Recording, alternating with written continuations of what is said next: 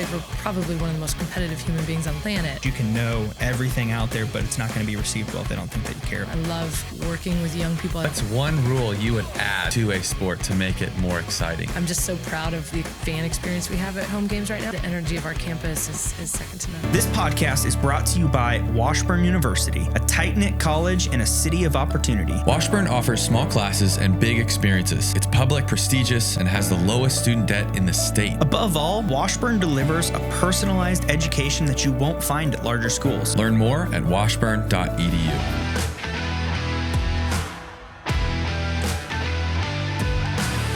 Welcome to Topeka Insider. We've got head coach Lora Westling, head coach of the women's basketball team at Washburn, and you played on the 2005 National Championship team. National champions. Come on, let's go. Welcome to the studio. Thank you. I'm really excited to be here. Yeah, it's so good. So can you just give us a little background? I kind of stole a little of the thunder, letting people know you were on the team in the past, but where are you from? How did you come to Washburn?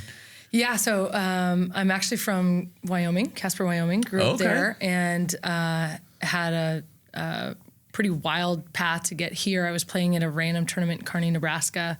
Ron McHenry, the coach of this at the time, saw me there, recruited me, and kind of visited colleges all over the country. Really, Wyoming, there's only, probably 3 high schools in the state with over 500 people. So it's not, obviously, there's not a lot of, we weren't super educated in how to select or how to select a basketball school.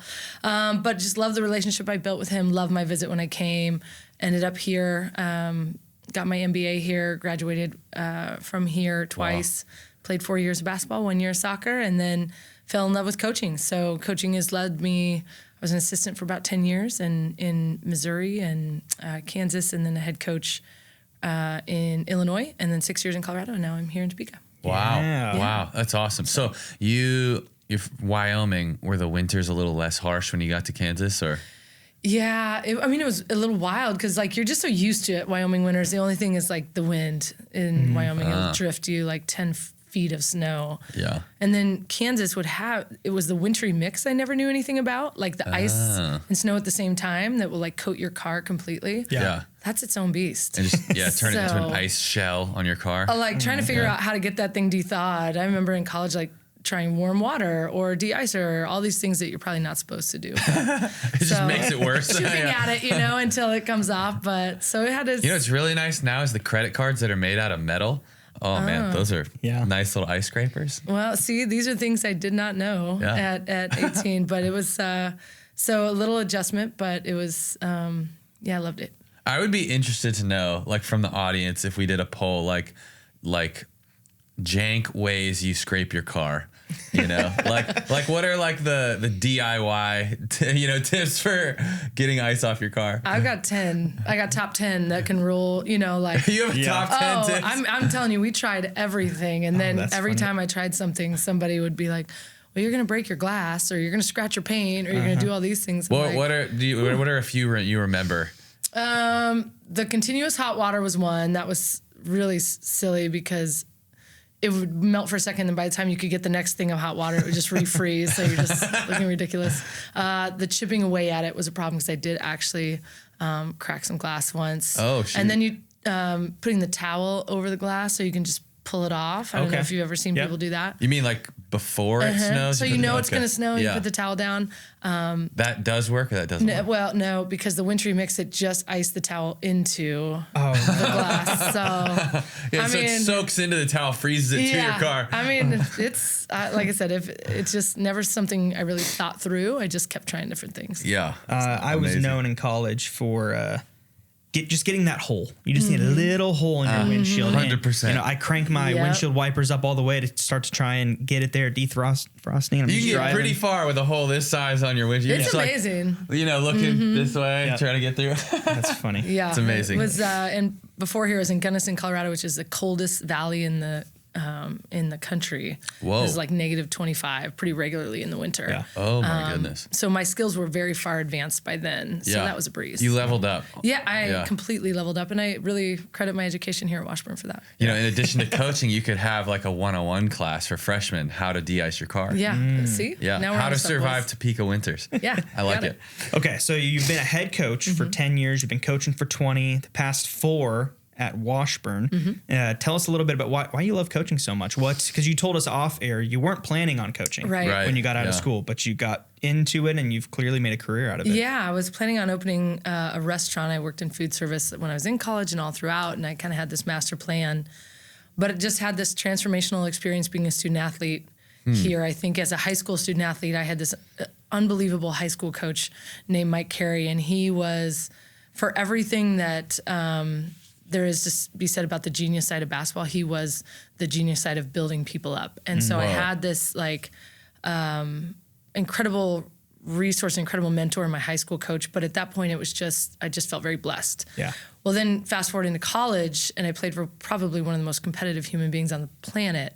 And seeing that level of discipline and what it takes to be really good and to develop in that mindset, I just felt like I had a lot to offer other people. And Right. so, With those two different sides. yeah, of the just coin, kind of the two sides of it. And so really anybody that's in it knows coaching is a people business. As much as you love the sport you're playing and as much as you love competing, if you're not in it for people, then you're probably going to miss. Sure. And so that's why I love it. I love working with young people. I love working with fellow coaches. I love learning about how to try and be better in all of those areas. And I just feel like I'm always trying to be better, and I think anytime you're stimulated like that, you're probably somewhere where you should be. What would you say is the hardest part about working with young people? Because, every year that you're another coach, you're still coaching the same age, 18 to 22. Yeah. Yeah, I think that's the challenge of when you're a young coach, it's really you're trying to show everybody what you know. And sometimes, at least for me, as a young coach, I was just really I had to put it all out there all the time, and it was probably a little more intense, and it was really kind of my way or the highway. As I've gotten older, I've really tried to focus on being a better teacher. And so I think leveling into more relationship building and how to, be a better teacher in those things.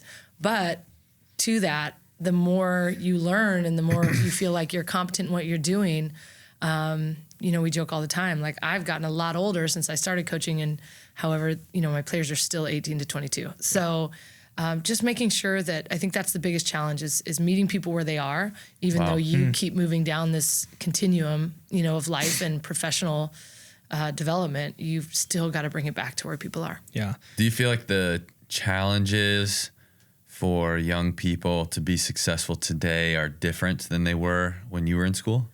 Yeah, on the surface, yes, because of, we all know social media and exposure and awareness and what happened through COVID and the anxieties and Sure. There's a million fantastic books and studies about it.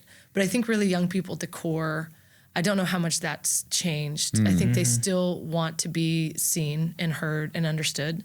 I think they still want to succeed in whatever, I don't know as a society if we do a good enough job of really defining what success can look like for them. Yeah. I think that's one of the problems with social media is we just compare ourselves to everything true or untrue. Right, yeah. So really they still want to be successful. They still want to be part of a community. They still want to be valued. They still want to be, cared for. And they still want to make an impact. So some things just haven't changed.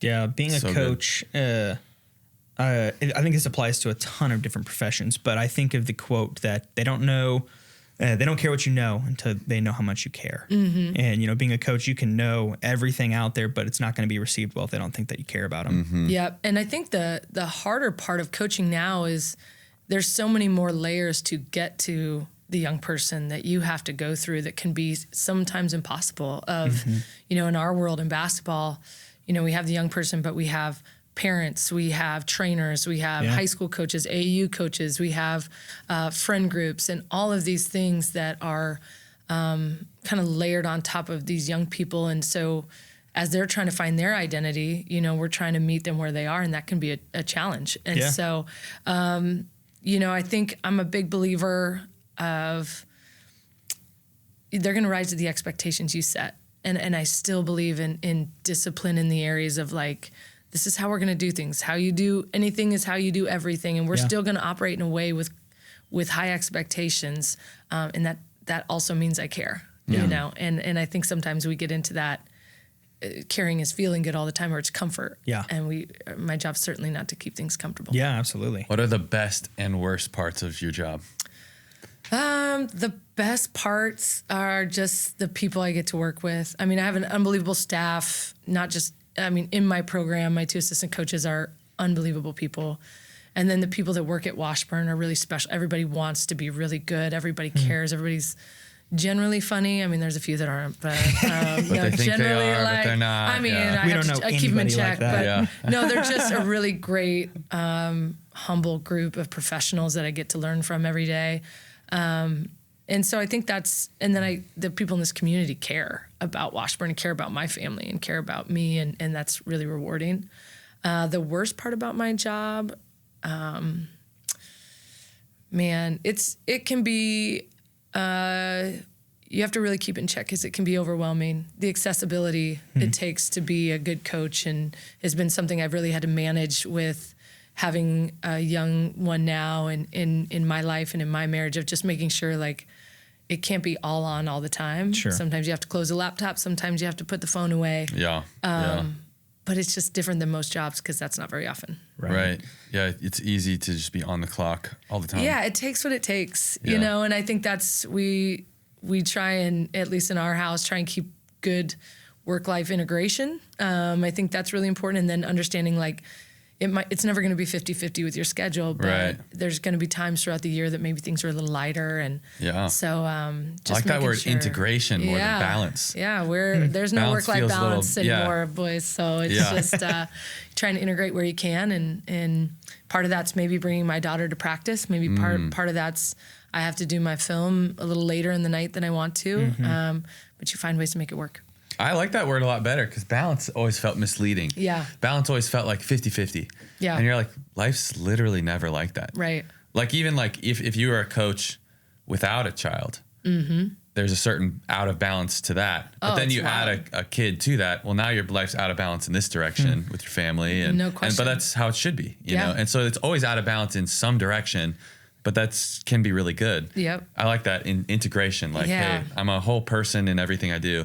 And it's been, like you said, even when I was single and young, it was hard because you're still having to work on self-care and you're trying to get going and you're trying to learn and do all these things. But yeah, I think that's been a game-changing kind of realization for me. That's cool.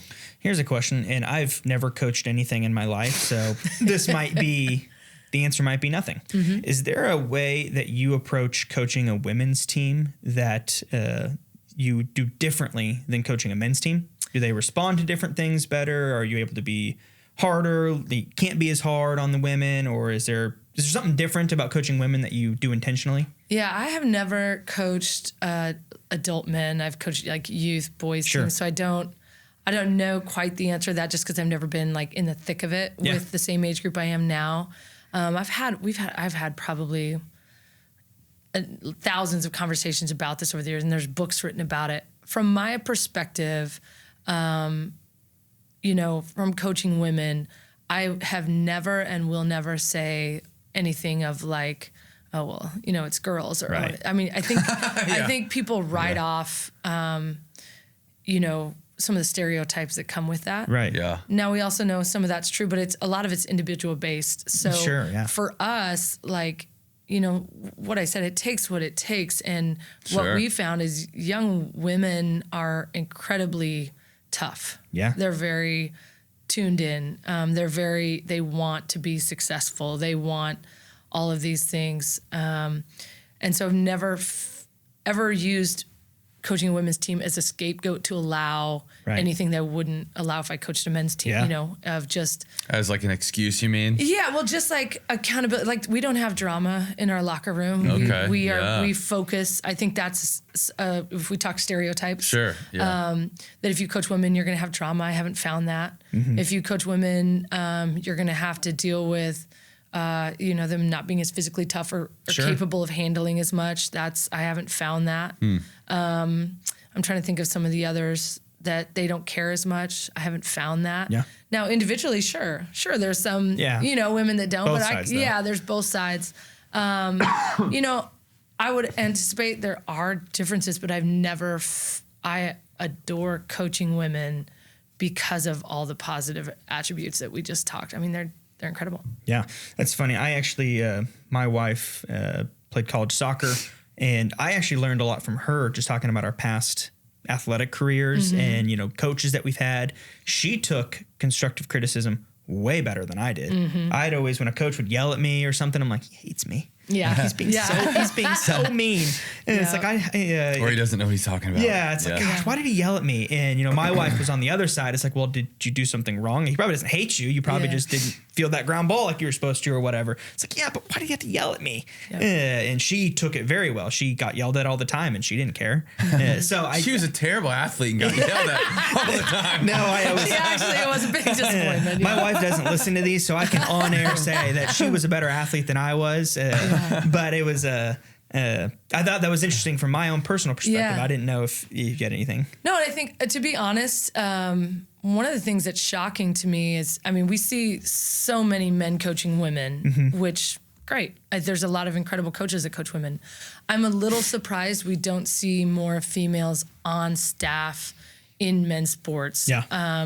Only because if you're looking at how many different backgrounds young men are coming from, and again, some of the perspective that quality coaches period can bring, I think when you have some of that, you just add to the capability of your staff in the locker room.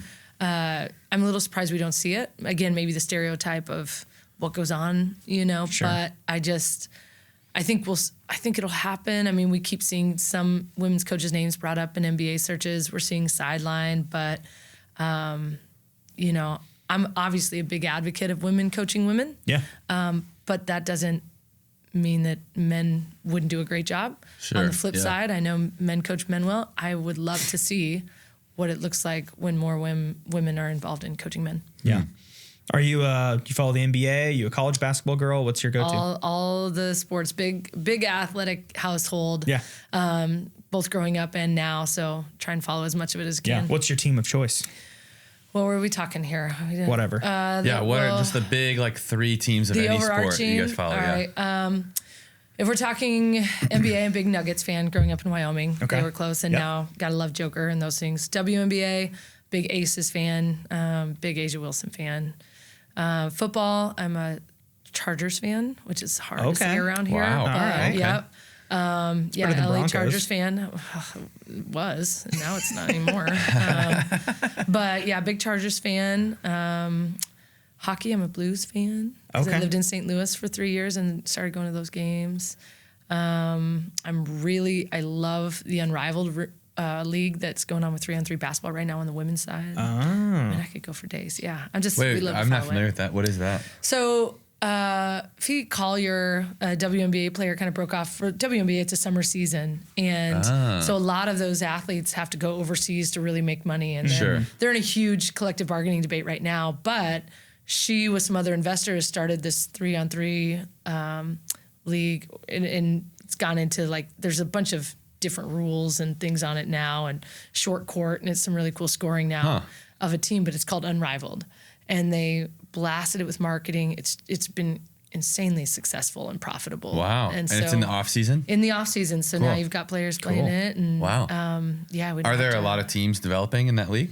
Yeah, it's starting to grow. And I think that's been one of the, as they're still getting all these kinks worked out in the WNBA and doing that, it's been just another reinforcing factor of, hey, it can work. Yeah. Women's sports can be marketable. They do work and can make people money. Okay, this is an off the wall question and might be unfair because you're so down the rabbit hole of a very legitimate professional level of a sport that it would be asking you to, mess with it. But is there any sport? Oh, how do I even ask this? What's one rule you would add to a sport to make it more exciting? Well, that's a great question. I don't even know. I'm trying to think of an answer myself. Or entertaining. I'm trying to think of when I get bored. and it would probably be respectfully. I like the pitch count clock they added in baseball. Yeah. That really helped. But if we could spice that up a little more, like if you don't pitch it before the pitch clock, then the batter gets to pitch it at the pitcher or something like that. It becomes like dodgeball. There becomes some sort of like assertive counter. That would be good. Or or you just turn baseball into dodgeball. If you just hit them with the ball, they're out. See, now we're talking. Or something with, I don't know about the rule changes in football this year. There's got to be one there too, like some rugby base. I don't know. I'd have to think about that. But baseball is my first mindset. I have a hot take. Okay. And this isn't an original thought. I got this from Joe Feisty, Joe Burrow. If you are a professional athlete, taunting should not be a thing. As long as you don't put your hand on the other player, you talk your stuff. You can say whatever you want. You mean it should not be against the rules? Should not be against the rules. Right, You can get 15-yard penalties. You should be able to say whatever you want. Say whatever you say. Celebrate however you want to celebrate, as long as it's not, inappropriate or whatnot, and you're not mic'd up or whatever. Do whatever you want to do. You celebrating as a pro athlete because you had an accomplishment, you scored, you made a great play. Talk your stuff. Yeah. Don't put your hands on the other guy. You can't spit on him. Jamar Chase. Yeah. If you saw that. But I didn't see that. You should be able to taunt however you want.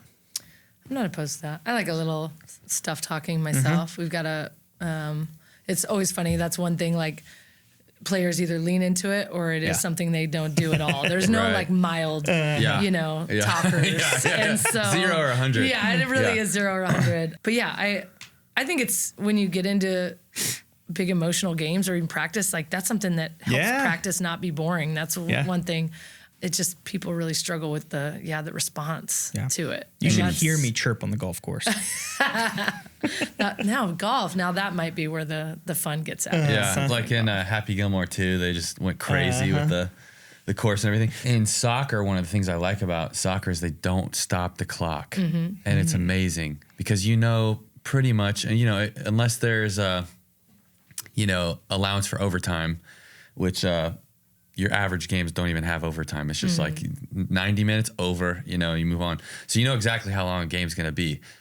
Whereas football, they stop the clock every 2 seconds. You're like, what would it be like if they weren't able to stop the clock? A little more urgency. Yeah. The tie is also something you got to get rid of. Yeah. Like in soccer, you got to have a shootout every game. Yeah. If it gets to that football, you got to like make the quarterback kick a field goal or something, like just go through the lineup until somebody misses the field goal or something like that. Or it should be more heavy-handed with yellow cards on flops. Yeah. Like when it's like, dude, everybody knows. You fell on purpose. They added that rule in 2 years ago in the game of like the flop warning, where if you flop, you get a warning, then it's a tech. Yeah. And that's been like, it's great when it's used because it really is not just annoying, but can be dangerous when people are falling under people's ankles and stuff. Right. But it's surprising officials don't like to use it.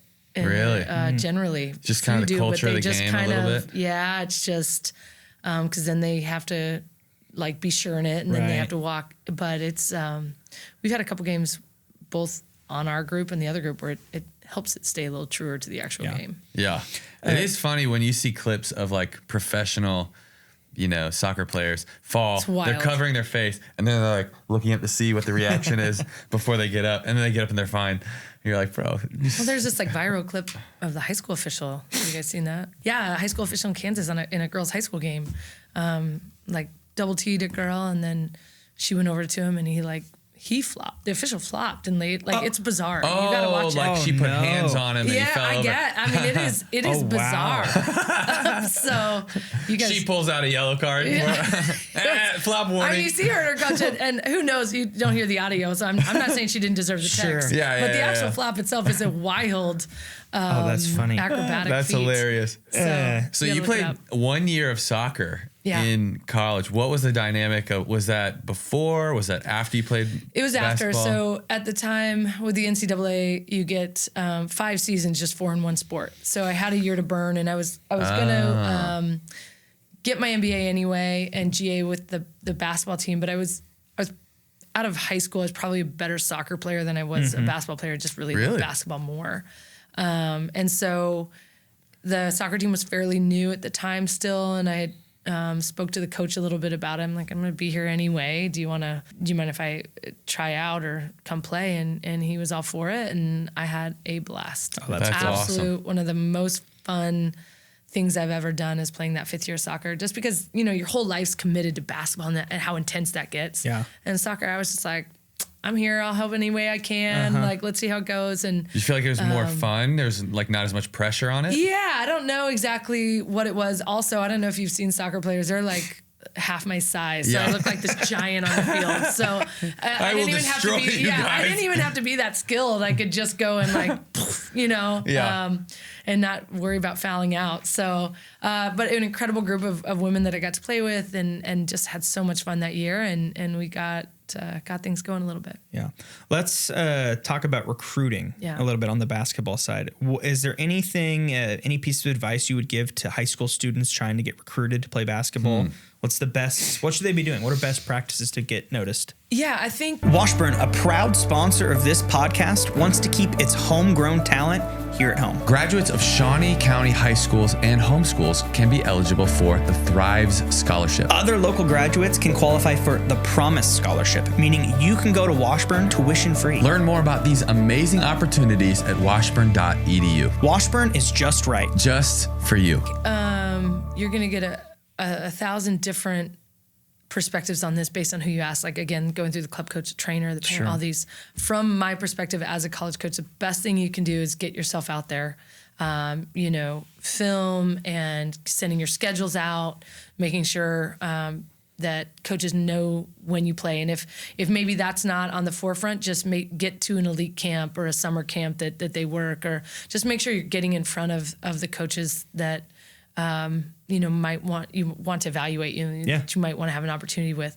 But the biggest piece of advice I would give players is then to make sure that you are playing in a way that, and I don't mean not making mistakes, but you're playing with a level of energy and work and passion that would get you noticed. And I think that's something, it amazes me. We go to these giant summer events with hundreds of teams, and a lot of them have players that look like they just don't want to be there. Yeah. So I'm like, you told me to come watch you play, and now it looks like you don't have a lot of interest. That's a wild concept to me. So I would say make sure you love what you do.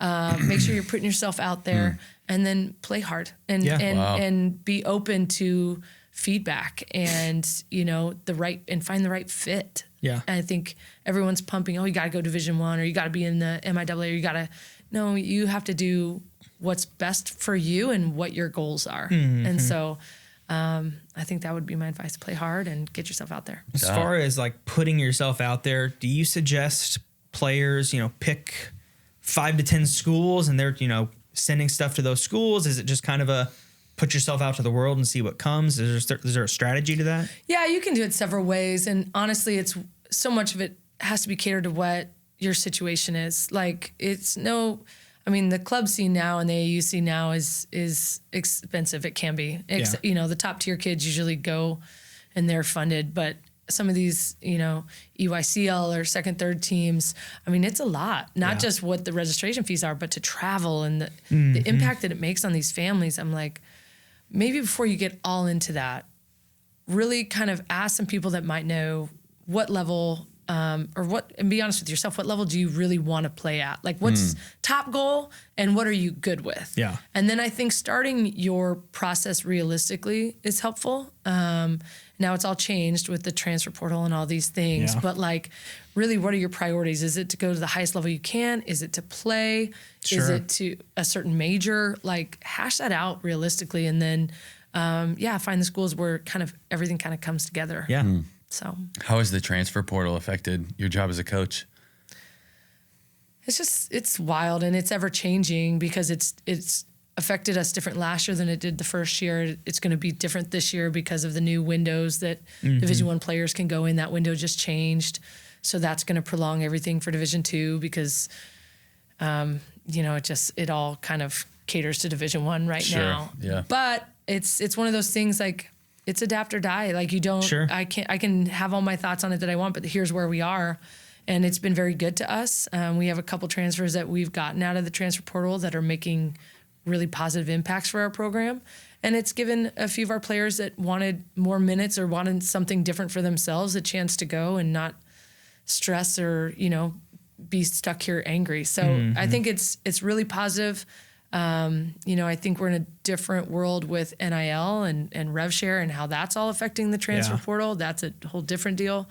But I think it's generally, it is what it is, and we're just trying to make the most of it. Are you seeing in the transfer portal in your world, is it a lot of, as far as from a recruitment side, you're recruiting a lot of Division I players that aren't getting playing time, and you're trying to recruit them to come down to D2? Is it a lot of D2 to D2? What are you seeing there? A little bit of both. The thing is that it's gotten so crazy in the Division I level that you're seeing players that aren't playing elevating into their next stop. So they're not playing at a school, and then they're getting offered, $20,000 to go into another school. They might still not play, but everybody needs to fill their roster with somebody that has experience at that level.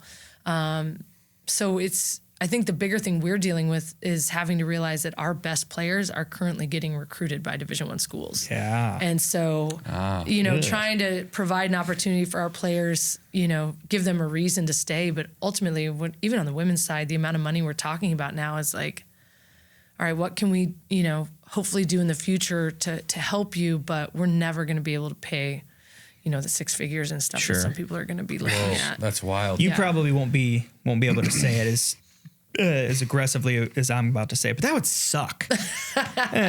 Like having to every year, it's hard to build a culture when you don't know who's going to be there next year. Yeah. And I think that's the thing now is like, we used to really value, even professional, we were evaluated by retention and these things. And it's like, that's just really, it's so far out of our hands in a lot of areas anymore that it's like, okay, so now what are we valuing currently? And it's something that we, have to have open conversations with our administration and with our staff and even with our team of like, you have to be open about it. You have to, it used to be like, I don't want to know if anyone's thinking they might want to leave. And now you better be ahead of it or you're going to miss out. Yeah. So I heard that a lot of the big Division I programs, especially some of the football teams with such massive rosters, they're hiring GMs. Oh yeah, for college programs now that used to fall under the head coach's role, is just kind of managing the player side of things. They're having full-time positions for GMs to come in and do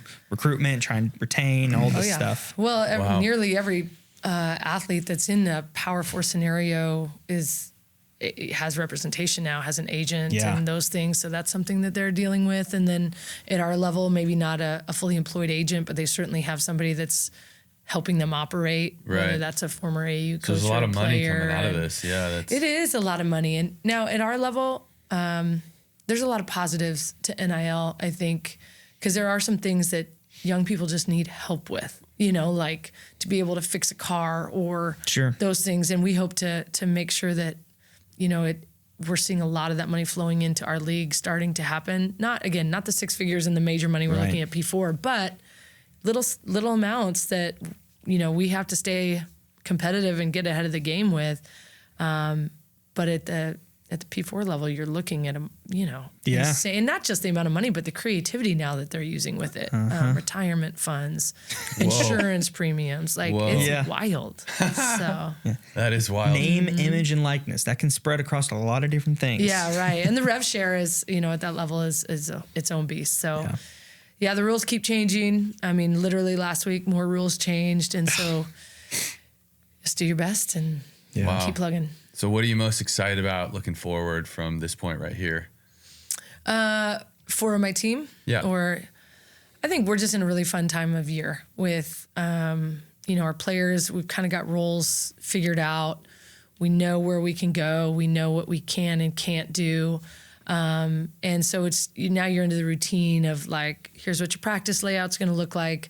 It's going to be, probably 90 minutes or less. We can't drag legs out throughout, 2 hours, 2.5 hour practices and stay competitive. Everybody's kind of hitting a fun rhythm. Your freshmen aren't as scared and your new kids are kind of into the fold and your seniors are kind of feeling, that urgency that you get when you're a senior. And so it's just a really exciting time of our season right now. Yeah. That's awesome. Yeah. Wow. I would like to maybe shift to the Topeka a little bit. Let's do it. But something you said, it was when you were talking about being on the soccer team and how basically as basically kind of like you're built to play basketball playing with like smaller soccer players. It made me think of the hypothetical that people ask sometimes, like which professional athlete, if you could switch them to a different sport, would just like terrorize, you know, like you put LeBron on the American Olympic soccer team or something like that, you know, like. He'd be an insane tight end. I feel like a lot of basketball players would move into football.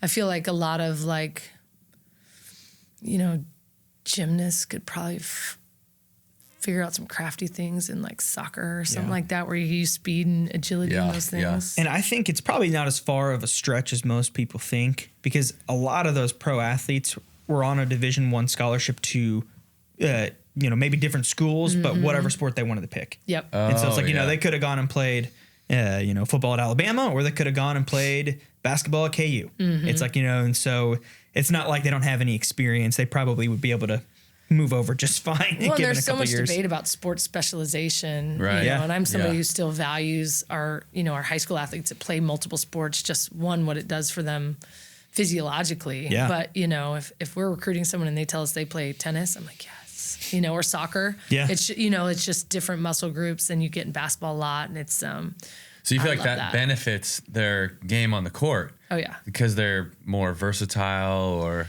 Yeah, just injury prevention. They're more developed. I think some of they're more, you know, if you get into one sport, you're really training the same muscles over and over, and that can lead to some kind of depletions in other areas. And then just one, outside of, like I said, physiologically, just burnout wise, like they're not burned out by the time they get to college. They actually are kind of excited to hone in on just one thing. And, what if they're an e-sport athlete? You know, I have a lot of, my former school had esports as a sanctioned sport, like on our website, full roster, everything. And I would get into these long conversations with our esport coach about like, what's like, okay, I know in basketball what is kind of makes one player better than the other, but like, what's your differentiation in esports? And there's like, it was really fascinating. So I have nothing but respect for my e-athletes. Wow, interesting. Yeah. What would transfer from esports to basketball? I mean, injury prevention in the fingers. I was gonna say probably like it's reaction time, right? Like they'd probably get a lot of deflections on inbounds or like some things like that. But at least with their hands. Their legs aren't going anywhere. We're not gonna go guard it. We're just gonna deflect it initially. So. I heard. I think it was someone we had on, and I don't remember who, so maybe you can help me, talked about the multi-sport athletes and how when they're young, I'm going to make up ages, but, you know, from 5 to 12, they have a window to develop their athleticism. And after age 12, again, making it up, it's hard to become more athletic. You just kind of are what you are, and you hone in on your technicality side of your sport. And so encouraging your kids to go play 3 or 4 different sports when you're young will help them be a better athlete when they get older, and then they can hone in on their technical side as they get into high school and college. Oh yeah, I think, and you see a lot of that with like even younger than that, like getting into tumbling and just like where they're working on motor skills and some of those things, and then trying out different sports and seeing where their aptitude lies. And, you know, it's no different than educate. I think that's the hard part about being a basketball coach. Like, I hope that my daughter loves basketball. It's probably the irony of the universe. She won't, but hopefully she finds. E-sport athlete. Yeah, she 100%. She's gonna be. I'm just sitting here talking up esports, and I'm gonna be in an esport jersey here soon. But like, I think allowing your you know, or just young people in general to find their aptitude, because that's where they're going to find fulfillment. That's where they're going to find desire to want to train and do those things. And I think as a society, sometimes we just put people where we want them and hope for the best. Let's say hypothetically your daughter has an aptitude for athleticism. Okay. And she's in the future. She's 3, you said. She's 3 years old. It's awesome. Such a fun age. What hypothetically she has an aptitude, you know, as she develops. What would be kind of the way you approach that at the different age groups? Yeah, I think the balance is key. And I think I'm so bad at this, of just like the milestones of those things, but getting her excited about it, getting her into competitive situations in that sport. Like say if it is basketball, like introducing her into, competitive basketball environments or places where she is, because training, individual development is key, but there's so many skills in basketball you just can't train individually. Timing and spacing and reads, like those are all things you have to play the game to do. Right. So trying to put her in where she can play into those situations. I wouldn't probably worry so much about the training and trainers, and no disrespect for training, but like until maybe a little more into junior high school, and even then pretty limited, because I would want there still to be seasons. Like I said, I would be a big advocate for my own daughter to play other sports. Now, when you have the downtime, it goes, and I certainly don't want them to feel like, or her to feel like she has to do something all the time. Sure. Right. But, I think just making sure that at least there's other activities. It wouldn't even have to be a sport. Maybe you're in basketball and piano, or maybe you're in basketball and science club, or whatever it is, like just making sure that there's other interests. Yeah. Like just other interests where their whole identity isn't wrapped up into one thing. Right. So yeah, that's awesome. Yeah. Yeah, it's interesting. Well, we have some rapid fire questions Bring it. related to just kind of life in Topeka. Love it. May or may not be influenced by, your role at the university, but just as a person who lives in Topeka, what is one thing, if you could bring anything, whether it's an activity, a business, or anything, what's one thing you would bring to Topeka that's Topeka's missing? I think just more of a trail system where you could get out and like ride or run for longer periods. And I know Shunga that. Trail, like back when I was in college, like was there. But I think just something maybe a little more, not that Shunga Trail's not nice, but just maybe a little more out in the open where people feel really safe, and it's you can go for miles, and that you have access to. Yep. I know they've started that in Lawrence, and it's a really cool system. Yeah. And I love the Governor's Mansion trails. I love going out to some of the other areas, but I think just having accce to something where you That's can a great answer. get out. Yeah. Go to date night. You're going out. Where are you going? What are you doing? We are probably going out to eat. We really like the Knox, that area down there, for a little if it's a true date night, maybe a nice cocktail down there. Then going out to eat, probably my wife and I, we're one of those people that want to try everything. Yeah. So we're not like back to the same thing all the time. So we'd probably try and find a new restaurant that we like. Okay. Yeah. Explore a little bit. Yep. And then probably, I feel sorry for her, but we're probably going to watch a high school game or something, not obviously if we do drinks and dinner, that's one thing. Yeah. But then our typical date night is really probably if she gets popcorn at the high school game. Yeah. So, what is the Knox? I've never been, but it's you gotta go. Yeah, it's just it's attached to the White Linen, or like across the hall from the White Linen. Yeah, okay. And just really cool, like KNOX. Okay. Yeah. I haven't heard that. Nice. Yeah, really great. Love it. Yeah. Do you have any other favorite local restaurants? Well, I mean, yes. I love a burger at Bobo's. Can't go wrong there. Let's go. I'm a little partial because I bartended and worked at Tailgaters when I was in college. Okay. Worked for Stacy and the crew up there, and we live up there, so we love to dip in there. And nice. Has some food. We love trying all the new things as they come in, all the breakfast spots. And those things. You got to. Are you oh shoot, it just fell out of my head. What's the new breakfast place on Wanamaker? First Watch. First Watch? we You like First Watch person? First Watch or Big Biscuit? Oh, don't you do that to me. If it's just me, I'm going to First Watch. If we're feeding the team, I'm going to Big Biscuit. Big Biscuit. They're big fans of the Big Biscuit. Smart. Yeah. John, do you want to tell her your hot take on Big Biscuit? Do you remember what you said? Because I will tell her. You can say it. You can share. I don't remember exactly. Johnny Boy over here, my co-host, my good friend, compared Big Biscuit to IHOP. Yeah. Zoom in on that face. A little blasphemous. Yeah, that's what I said. Unbelievable. We almost had a meltdown here on set, but that's for another time. Yeah. This is like this situation. I'm in this situation with my wife's family where I have been pigeonholed, where I am obsessed with mint chocolate chip ice cream, but really everyone in their family hated mint chocolate chip religiously, and I like it and I appreciate it as one of many good flavors, but because I'm the only one who likes it, now it's the only thing I'm allowed to eat. Now I like it, but this is kind of what happened here. I have a pretty 4 out of 10 opinion on this, but because you guys feel so strongly about this, now it's he believed. I was I don't feel as strongly about it, So yeah, whatever. But I will double down. It is the Applebee's of breakfast. Feel free to prove me wrong. Unbelievable. It is hilarious that bringing up that point. Like if you say something in a new group one time, that's their term of endearment is that one thing for the rest of your life. Oh, okay. I didn't feel that strongly about it. Moving on before I kick John out. But I hit a sacred cow over here. Yeah. Did you hit any potholes on the way over here today? The biggest one that caused my car a lot of problems over the last few years, they filled, which is right on 21st. Right on Burlingame, right? In front of, when you turn on the law school from 21st. Right. There was one that would really derail you, and they filled that in, which was beautiful. I appreciated that. Apparently, they're filling 600 a week. Well, let's do it, because there's Keep probably a need for that for several weeks. Who's creating 600 a week to, that they're not able to keep up? Where are these coming from that quickly? This is funny. crazy. Yeah, we had...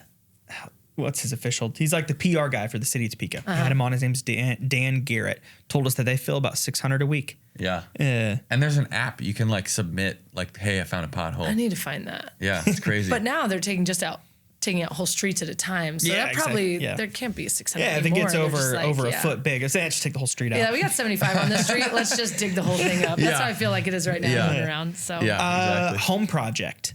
Are you a Menards, Home Depot, or Lowe's? Lowe's. Start at Lowe's. Right. I do. I don't know why. I dabble. I like to price shop and things and make sure I've got that, but I generally find the most success at Lowe's. Love it. Wow. Okay. What else we got? Are you a coffee person? Love it. Do you have any favorite coffee places in Topeka?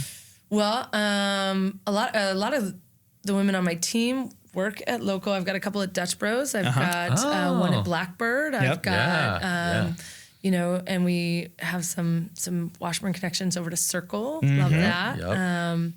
So I got to give shout outs to those. If they're employing my girls, I'm going to give shout outs. I think I met one of the tennis assistant coaches works at Coffee Bar, I think. Oh, yeah. Yeah. Could be. Little athlete connection. I think per capita, the quality of coffee shops in Topeka is excellent. We have a lot. We do have a lot. Yep. And they just opened a new Dialogue location on campus. Really? I did not know that. Which is really cool. And that seems like it'll be a big hit on campus. Yeah. Yeah.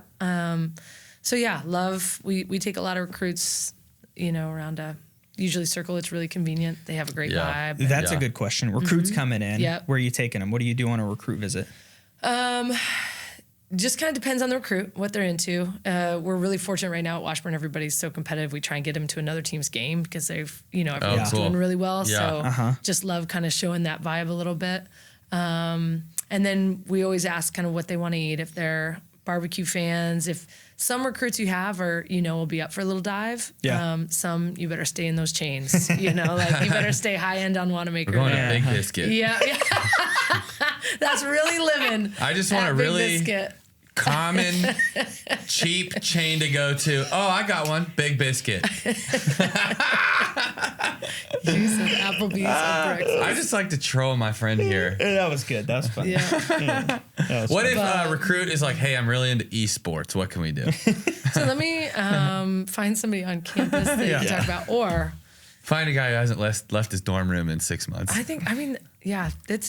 That is one world. I'll be honest, I don't know. Other than the conversation I've had with my friend, the esport coach, I don't know anything. I'm just not my gaming tapped out at Sega. Loved a traditional Nintendo, could dabble in the Super Nintendo, Sega. Once we got past 3 buttons, I was kind of out. Yeah. Once you get to 2 joysticks. Can't. I even, over break, we went visit some friends and did Mario Kart, but it was there was a multi, you had to tilt and do those things. Oh, yeah. I don't know about all that. Yeah. I'll say that's really hard. Yeah. Cool. Rocket League? Do you guys play Rocket League?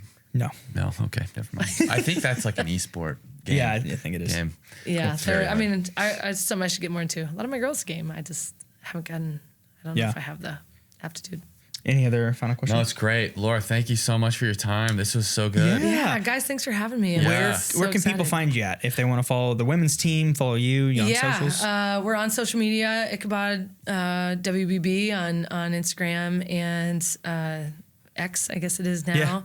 Anybody, we hope to get people at the game, especially with the new arena. Yeah. I think So it's sweet. just unbelievable fan experience right now with the arena itself, but also the product that our marketing guys are putting out and in our campus as a whole. Yeah. Like, it really is a fan experience, which isn't the case at this level all the time. And so I'm just so proud of the fan experience we have at home games right now. So hopefully people can come out and catch a game.